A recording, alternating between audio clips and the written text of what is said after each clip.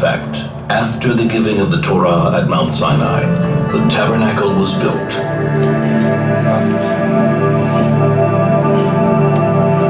The tabernacle is a portable, temporary temple. But for 39 years, it accompanied us in our wanderings through the desert, taken apart and reassembled again and again. After entering the Holy Land, Joshua established the tabernacle in Shiloh. The Shiloh tabernacle is built of a stone foundation and wooden beams, and covered by layers of fabric, a combination symbolizing the transition from a temporary tabernacle to a more permanent one.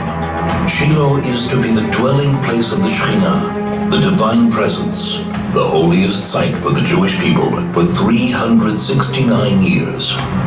The tabernacle was comprised of two main parts, the courtyard and the tabernacle tent. The tabernacle courtyard was rectangular, 100 cubits in length by 50 cubits in width, about 50 meters by 25 meters. In the heart of the courtyard stood the altar, made of wood overlaid with copper. On it burned the eternal fire, on which sacrifices, meal offerings, and wine offerings were made every single day. Since it is forbidden to ascend the altar by stairs, the Kohanim, the priests, ascended by a ramp.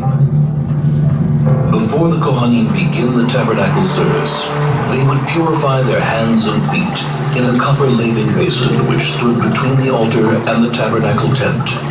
It is said that when the contributions for the tabernacle were collected in the desert, all the women donated their copper mirrors from which the laving basin was made. First thing in the morning, the Kohanim entered the tabernacle tent, the sanctuary, for the day's service. Twice a day they burned incense on the gold-plated incense altar. A blend of 11 special spices, which were placed on the coals, and whose wonderful perfume wafted far into the distance.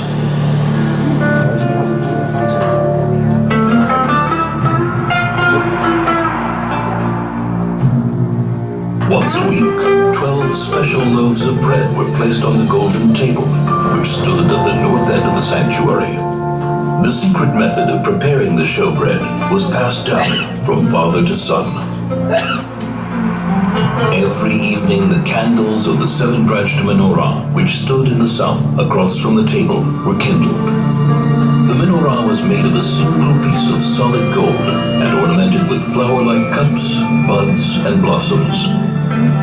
At the tip of every branch was a receptacle into which pure olive oil was poured. Ever since, the menorah has been one of the symbols of the Jewish nation.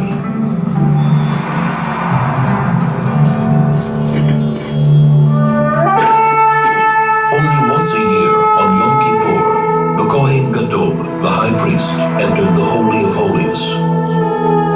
In the Holy of Holies stood the Ark of the Covenant, on top of which were the curtain and the two cherubs. The cherubs were in the form of two angels, facing each other, with wings outstretched over the Ark.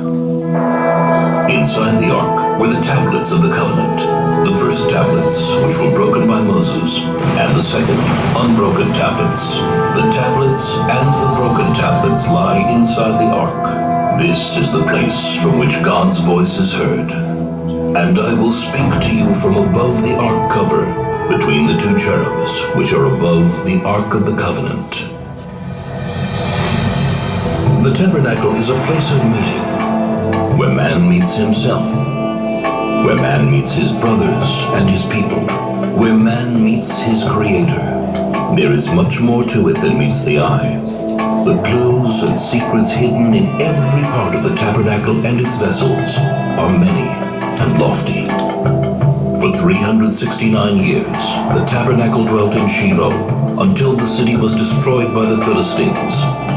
It then wandered until Solomon built the temple in Jerusalem.